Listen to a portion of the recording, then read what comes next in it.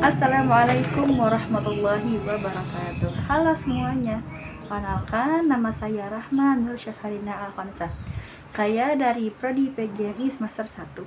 Dengan pembuatan video ini untuk memenuhi tugas UAS pada mata kuliah Ulumul Quran dan Hadis yang diampu oleh Dr. Adudin Alijaya. Tugas saya yaitu apa yang dimaksud dengan rasa mushaf, sejarahnya, variasinya, dan implementasi penerapannya pada MSI Mushaf Standar Indonesia. Rasem itu tersendiri adalah tata cara penulisan pada mushaf yang ditulis pada zaman Khalifah Utsman bin Affan. Rasem mushaf itu adalah tata cara penulisan, dan rasem mushaf itu sendiri adalah salah satu sunnah mutabaah, sunnah yang harus diikuti. Rasa mushaf itu ada dua macam. Yang pertama ada kiasi, yang kedua ada istilahi. Kiasi itu adalah rasem yang sesuai dengan lafaznya. Kalau istilahi itu yang berbeda dengan lafaznya dari sisi penambahannya dan pembuangannya. Sejarah rasem mushaf. Pada masa Rasulullah, Al-Quran ditulis oleh para sahabat, penulis wahyu di berbagai media seperti pelepah kurma, tulang, dan kulit. Penulisan ini belum memiliki tanda harokat dan titik, jadi masih gundul, belum ada apa-apanya. Pada masa Khalifah Abu Bakar As-Siddiq, Al-Quran dikumpulkan dalam satu mushaf untuk menjaga keasliannya. Kemudian, pada masa Khalifah Utsman bin Affan, dilakukan standarisasi mushaf untuk mencegah perbedaan bacaan di kalangan umat Islam. Mushaf ialah yang dikenal sebagai mushaf Utsmani, dan sistem penulisannya disebut rasem Utsmani.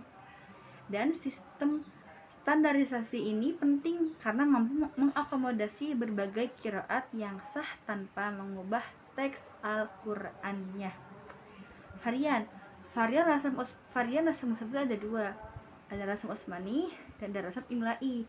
Rasem Utsmani itu adalah mengikuti penulisannya mushaf pada masa Khalifah Utsman bin Affan. Rasem Utsmani itu memiliki ciri khas seperti penghilang alif, penambah huruf tertentu, atau penulisan yang tidak selalu sesuai kaidah bahasa Arabnya. Lalu kedua, rasem imla'i. Rasem imla'i itu adalah penulisan Al-Quran sesuai dengan kaidah ejaan bahasa Arab modern, lebih mudah dipahami oleh pembaca awam, tetapi tidak sepenuhnya mencerminkan mushaf Utsmani. Biasanya digunakan dalam buku pelajaran atau penulisan non-mushaf.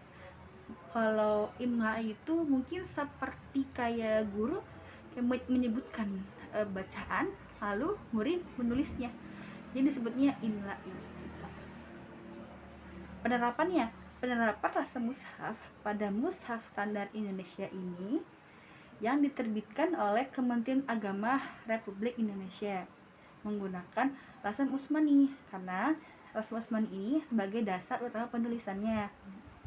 Hal ini dilakukan untuk menjaga keaslian dan kemurnian Al-Quran sesuai dengan mushaf telah disepakati oleh para sahabat. Namun, agar lebih mudah dibaca oleh masyarakat Indonesia, mushaf ini dilengkapi dengan tanda harokat, tanda waqaf, tanda tajwid, dan tanda bacaan. Dengan demikian, mushaf standar Indonesia tetap setia pada rasem Utsmani, tetapi juga memperhatikan aspek pedagogis agar mudah dipelajari oleh umat Islam di Indonesia.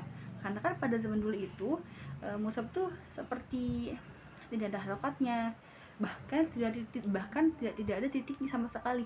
Jadi hanya mungkin seperti penulisan bentuknya saja.